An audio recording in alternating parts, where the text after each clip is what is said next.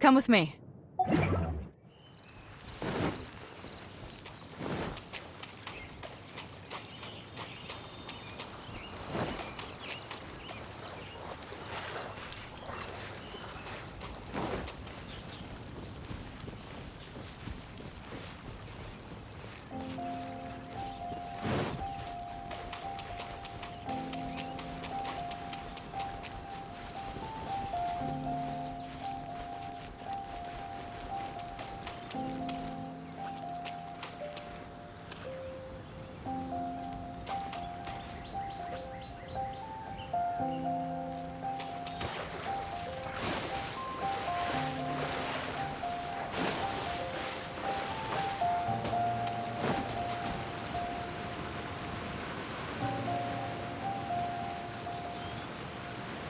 Before entering the ruin, I have a proposal that will help us prevent the kind of senseless arguing between you two that we saw at Guyenstone Forest.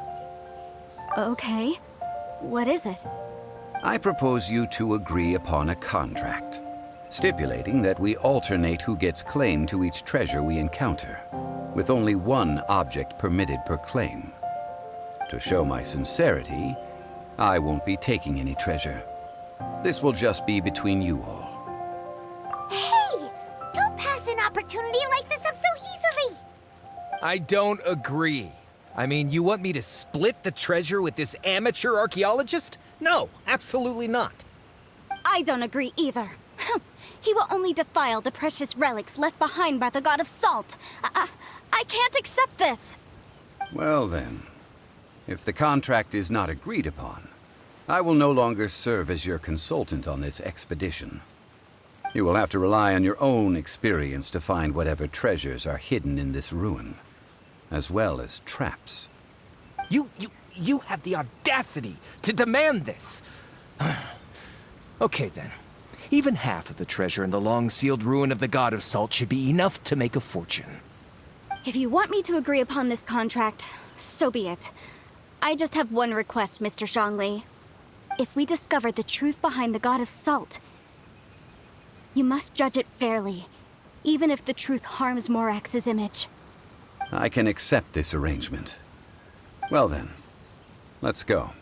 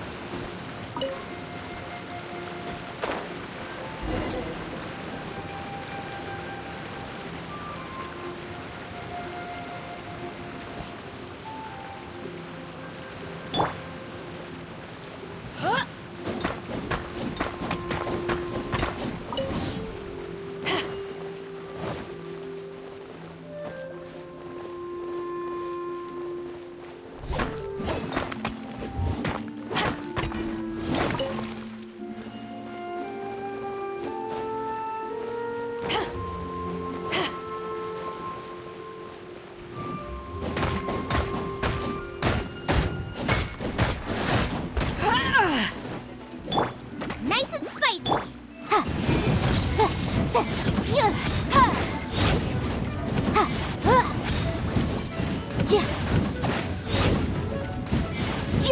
Motion to compel!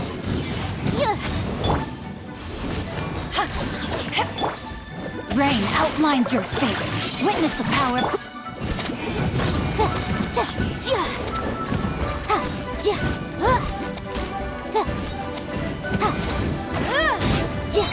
Breath of the flame!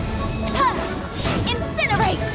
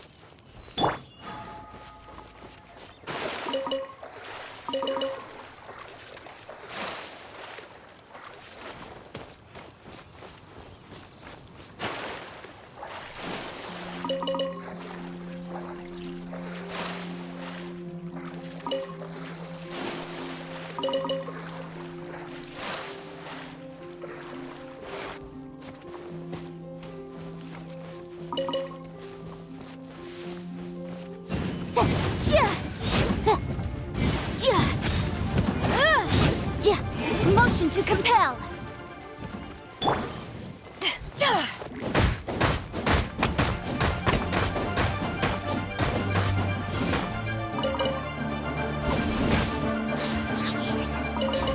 Power that ended high stop! Out of the frying pan, into the fire!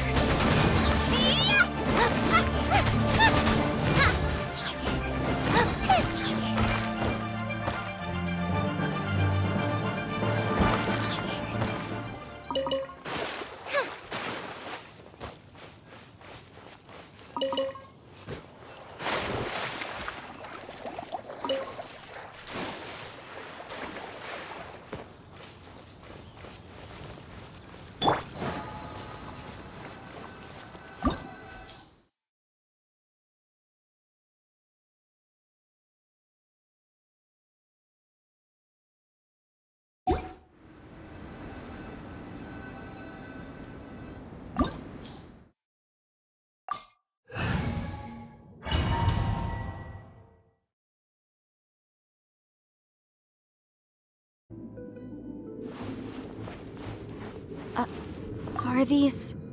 statues? No. These are people. Duh. They were probably followers of the god of salt. How did they become this way? What in the world is hidden deep in this ruin?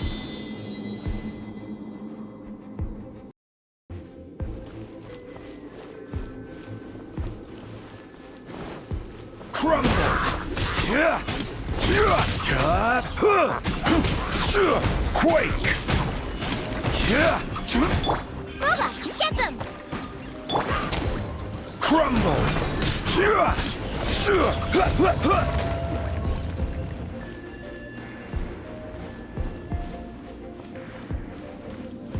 Quake!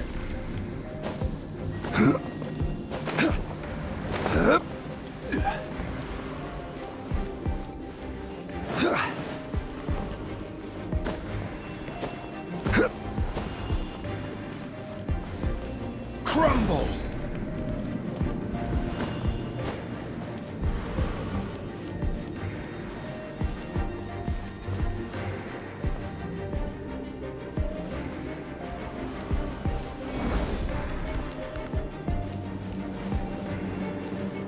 Quake!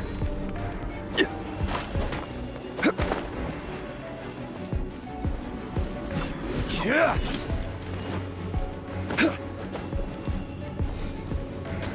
Rise!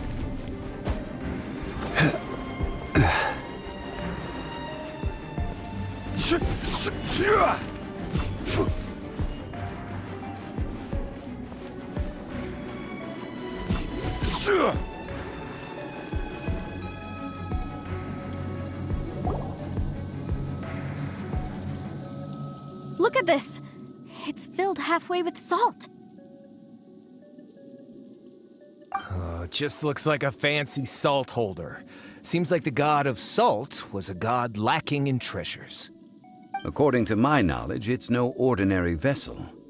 Although it is only half full, it is also forever half full. That is to say, it is bottomless. What? You're saying that even if I pour the salt out, the amount inside won't change? Exactly. Able to produce endless salt. The god of salt is powerful indeed. Finally, after all that effort, I've found precious treasure. I claim this as mine. I just need to pour the endless salt into 1,000 or 10,000 bags. I can sell it and make a fortune. Hey, how can you use a relic of the god of salt for such a shallow pursuit? If Mr. Clement wants this salt chalice, then the next object we find will belong to Miss Wanyan, according to the contract agreed upon. Of course, as we agreed. But how can anything be worth more than this rare find? Since we have a contract, it's no use for me to fight with him. Then let's move on, shall we?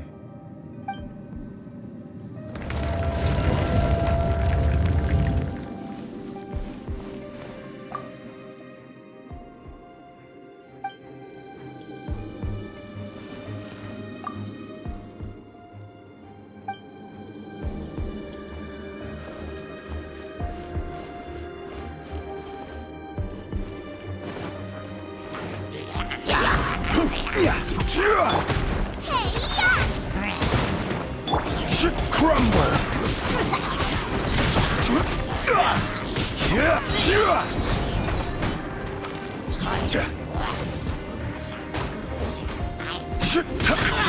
Quake!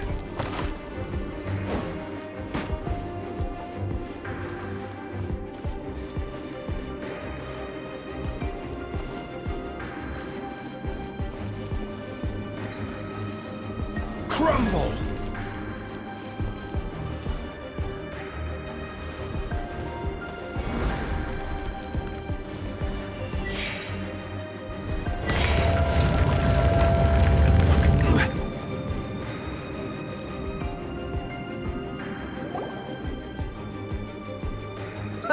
Just a simple ruler. It doesn't look to be worth anything. This, if I remember correctly, this is some kind of measuring tool. Indeed. But the god of salt imbued it with another power. When you stick this ruler in the ground, the surrounding area will become covered in salt, much like a rising tide covers the earth. The deeper it is stuck in the ground, the more salt will appear. It is essentially a bumper harvest of salt. What? That's even better than the salt chalice! Well then, according to our contract, the salt ruler goes to Miss Wanyan. No, unacceptable. I paid for and organized this entire expedition. Why should I get the short end of the stick? And this girl has been useless. Why would she get anything? Oh boy, here we go again. So you are saying you want to break the contract? So what if I break it? Now that I've seen how the mechanisms in this ruin work, I no longer need you. Let's not forget who hired who here. Why should I let you make the rules? Because you agreed to a contract. Rex Lapis once said, "Ones who break their contracts shall suffer the wrath of the rock." That is one of your Liyue gods. I am from Snezhnaya. I Will suffer the wrath of the rock. You may find it rather unpleasant. Pay your dues. This is order. Quake! Crumble! You can't run from death. I shall confiscate your treasure as well.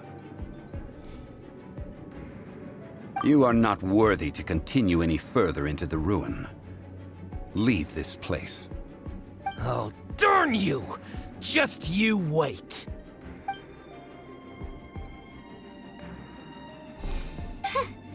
Some archaeological survey.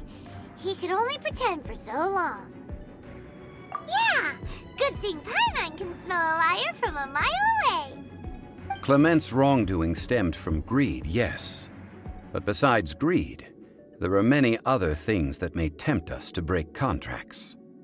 When people see the object of their dreams, how many are really able to control their desire and follow the contract? I think we should be honest with each other now. Huh?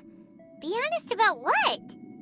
That in truth, not a single member of this archaeological expedition came here for archaeology. Why do you say that? Miss, you lack even the most basic archaeological knowledge and can recognize naught but a few simple relics. However, you are an expert when it comes to anything regarding the god of salt. You aren't interested in archaeology or relics. What you're really interested in is the god of salt. I believe those legends about the god of salt that you mentioned on the Pearl Galley are passed down between generations at Yinyuan Hall. Okay, that's enough. Sir, you are indeed a man of great knowledge and talents. I seem to have been right to seek you out once I plucked up my courage. You're right. I'm not a scholar of archaeology. I come from one of the 8 trades under the jurisdiction of the Qixing, Yinyuan Hall of the salt industry. Our ancestors were those protected by the God of Salt all those years ago, when the Archon War engulfed the land in chaos. Oh, right! Now that you mention it, the people of Leah very seldom use the name Morax. During the war, Morax assassinated our god out of envy for her power. He left us alone and lost in the world. We hate him! But this is Morax's Leah after all. And its history is written as he wishes. So I seek proof of Morax's guilt. He has blood on his hands and cruelty in his heart. We agreed to a contract that we will face the truth head on, didn't we, Mr. Zhongli? You must judge this history fairly. Naturally, of course. But I must add, Leah is no longer Morax's Leah. Come with me. All the answers you seek lie ahead.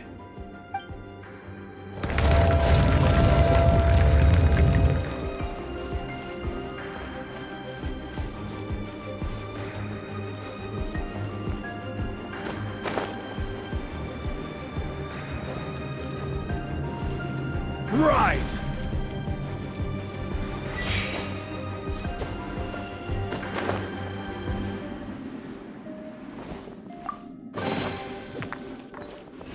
Quake!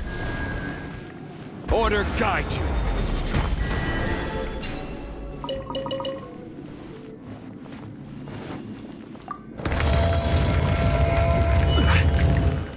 Crumble!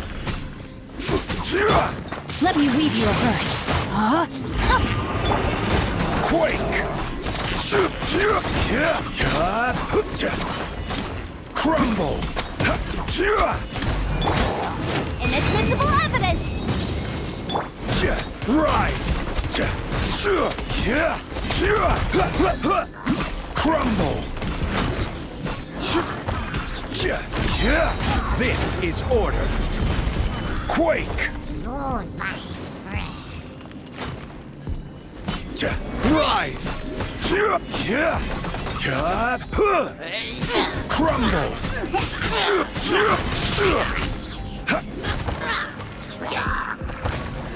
Quake! Order guide you. Crumble! Quake! Crumble!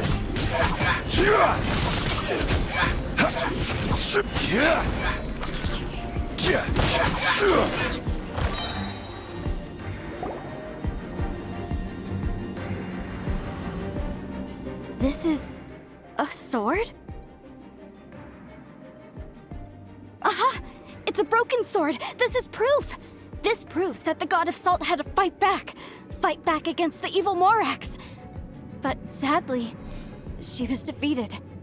The power of this sword surely is much greater than that of the Salt Chalice and Salt Ruler. If we can repair the sword, then we can show the world the mighty power of the God of Salt. It does look like something left behind after being defeated in battle. 2 pieces of a broken sword. From an archaeological perspective, these are 2 separate relics. According to the contract, you can only claim one. Why? We were alternating claims to treasure, true, but Clement is no longer here. Yes, but the only one object per claim clause still holds true. You cannot take 2 relics at the same time. This logic! Zhongli, she seems like a good person, and no one is fighting over the treasure. How about you let this one slide, huh? When there's a contract, nothing can be allowed to slide. If the contract is not followed, then it is broken. No! If I only take 1/2, then it can't be repaired, and the power of the God of Salt cannot be restored. No matter what, I must be faithful to her. Even if it breaks the contract, I don't care. So you are already decided? Then there is a price to pay for breaking the contract. That is to say, you consign yourself to suffer the wrath of the rock. That's okay. The God of Salt gave up her life to protect her people. My sacrifice is nothing compared to that. Punish me however you want. Just let me take this proof of my faith. No, you can't hit her! Perhaps that punishment would be easier for her. But, as punishment, I will tell you the truth. Huh? The truth? You mean the truth is my punishment? Yes. The truth that I am about to tell you shall be your price to pay for breaking the contract. I'm afraid to say that the God of Salt, Havria, was not the powerful god you imagine her to be. Rather, she was a small and weak god who yielded to all other gods. When it came to war, she lost, never able to win a seat among the seven. What? During the Archon War, the gods of this world used all their strength and cunning to vie for control of Tevat. But Havria instead chose to flee. She thought that by giving up before a fight could start, she could save herself and her people from the war. However, during such a long war, there is no end to the advances of aggressors. After making countless concessions, Havria lost all of her lands, until only one small haven remained. No. No! It can't be so. In her last days, she had not even a single blade to defend her people with. Not even a single blade? Then... this sword... This sword is not a relic belonging to the God of Salt, but is instead the murder weapon used to kill her. Murder weapon? No! That's not true! That can't be true! You're trying to test my faith in the God of Salt. As I said before, I only state the facts. Preposterous! You are a follower of Morax! Don't try to trick me! Hey! Come back! It is a punishment after all. I did not want to tell her such cruel facts, but the contract was broken. Let's follow her deeper into the ruin. There, I fear, we will find something that will leave her no choice but to face the truth.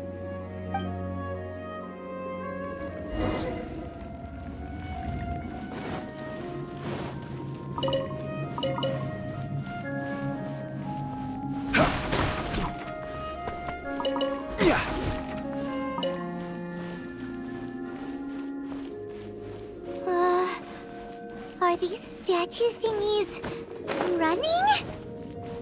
What will we find ahead? Salt and betrayal.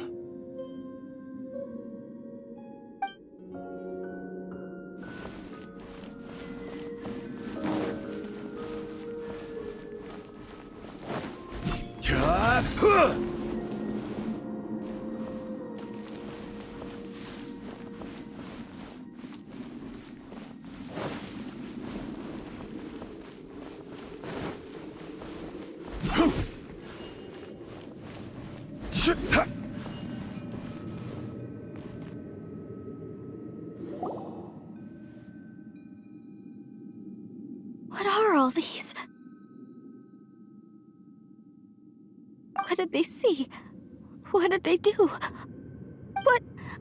What happened?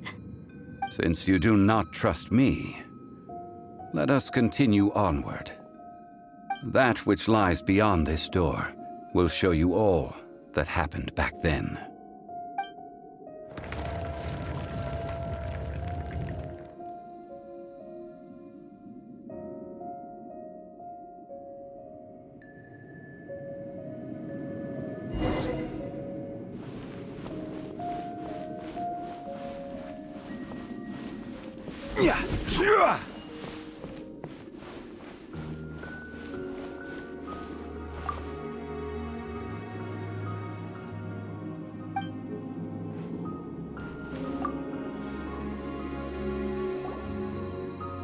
This is the scene of the crime. Havria's body dissipated, leaving nothing but these traces of salt. Her dying moments have since been frozen in time to this very day. The story continues that some among her people realized at last that this gentle, kind, but weak god could never protect anyone in wartime. The Archon War was cruel in the extreme. Instead of consigning her to the agony of defeat, they thought perhaps it would be better to give her a quick release. But what about these statue thingies? No matter how weak the god, the power that flows forth when they are slain is beyond the strength of mortal coils to bear.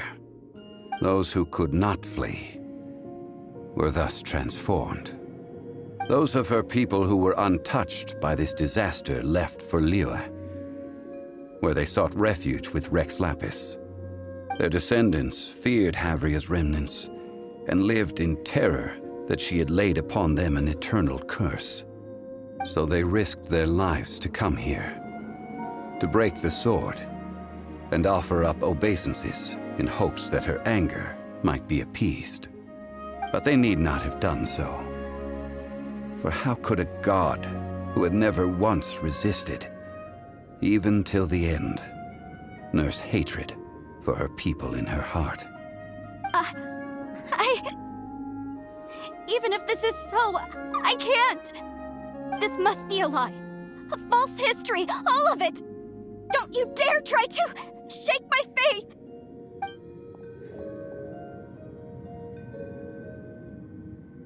Yikes. Zhongli didn't show any mercy this time either. This is the price she must pay. Yet I would not call it a bad thing. Judging by how she appeared, I fear that she will struggle for a time. But even if she may not escape that struggle immediately, simply recognizing the truth is good enough for now. Indeed, in ages past, Havria's story served as a warning to me as well.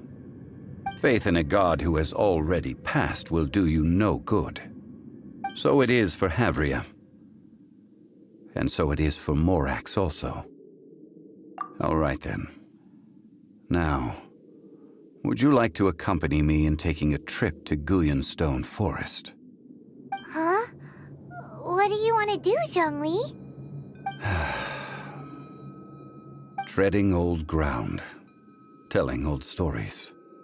One cannot help but be reminded of old acquaintances.